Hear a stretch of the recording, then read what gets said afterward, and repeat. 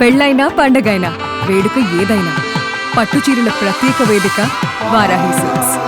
అంతర్జాతీయ దౌత్య విభాగాల్లో ఇప్పుడు ఒకటే చర్చ. అమెరికా తన తదుపరి లక్ష్యంగా క్యూబాను ఎంచుకుందా?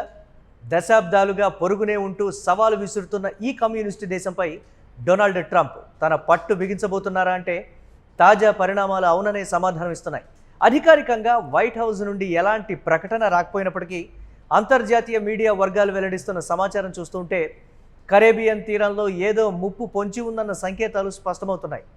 ఇరాన్తో ముదిరిన ఉద్రిక్తతల మధ్యే ఇప్పుడు క్యూబాపై అమెరికా తన పట్టు బిగించేందుకు పావులు కదుపుతోందని విశ్లేషకులు భావిస్తున్నారు. అమెరికా రక్షణ ప్రధాన కార్యాలయం పెంటగాన్లో ప్రస్తుతం వినిపిస్తున్న అత్యవసర కార్యాచరణ అనే పదం ప్రపంచ దేశాలను ఉలిక్కిపడేలా చేస్తోంది. అధ్యక్షుడు డొనాల్డ్ ట్రంప్ ఒకవేళ గ్రీన్ సిగ్నల్ ఇస్తే క్యూబాపై సైనిక చర్యను ఏ క్షణంలోనైనా ప్రారంభించేలా ప్రణాళికలు సిద్ధం చేయాలని రక్షణ శాఖకు రహస్య ఆదేశాలు అందినట్టు తెలుస్తోంది. ఇది నేరుగా యుద్ధం కాకపోవచ్చు, కానీ క్యూబా ప్రభుత్వంపై తీవ్ర స్థాయిలో ఒత్తిడి పెంచేందుకు అవసరమైన అన్ని మార్గాలను అగ్రరాజ్యం అన్వేషిస్తోంది. అటు ఇరాన్ వ్యవహారం ఒక కొలిక్కి రాగానే తన దృష్టిని పూర్తిగా క్యూబా వైపు మళ్లించే అవకాశం ఉందన్న వార్తలు ప్రపంచవ్యాప్తంగా కలకలం రేపుతున్నాయి.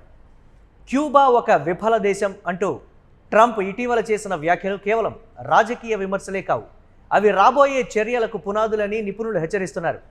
నేను కోరుకుంటే ఏదైనా చేయగలను అని ఆయన పదే పదే అనడం క్యూబా విషయంలో అమెరికా దూకుడుగా వ్యవహరించబోతోందని సూచిస్తోంది.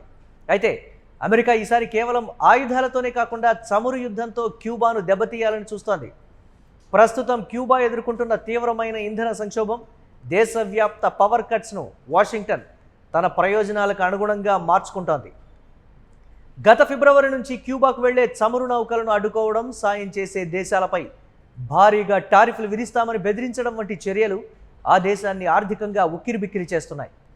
దేశంలో నిత్యావసరాల కొరత సృష్టించడం ద్వారా ప్రజల్లో తిరుగుబాటును ప్రేరేపించి అక్కడ ప్రభుత్వ మార్పు తీసుకురావడమే అమెరికా అసలు వ్యూహంగా విశ్లేషకులు చెప్తున్నారు. మరోవైపు అమెరికా అనుసరిస్తున్న ఈ ద్వంద్వ వైఖరిపై అంతర్జాతీయ పరిశీలకులు ఆందోళన వ్యక్తం చేస్తున్నారు.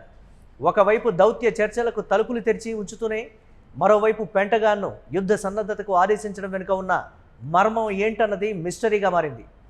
ఇది కేవలం క్యూబా ప్రభుత్వంపై ఒత్తిడి పెంచి లొంగదీసుకోవడానికి చేస్తున్న ప్రయత్నమా, లేక నిజంగానే కరేబియన్ ప్రాంతంలో మరో రక్తం చిందించే యుద్ధం మొదలవబోతోందా అన్నది ప్రస్తుతానికి సస్పెన్స్గా మారింది. అమెరికా అడుగులు ఎటుపడినా రాబోయే రోజుల్లో క్యూబా రాజకీయ ముఖ చిత్రం పూర్తిగా మారిపోయే అవకాశాలు మెండుగా ఉన్నాయి. Well, we're going to see with Cuba. Cuba's another story. Cuba's been a terribly run country for a long time. It's got a bad system. It's been very oppressive, as you know. And we have a lot of great Cuban Americans, all of whom just about voted for me. And they were treated very badly. In many cases, family members have been killed. They've been beaten up and mugged, and terrible things happen in Cuba. And Cuba's a failing nation.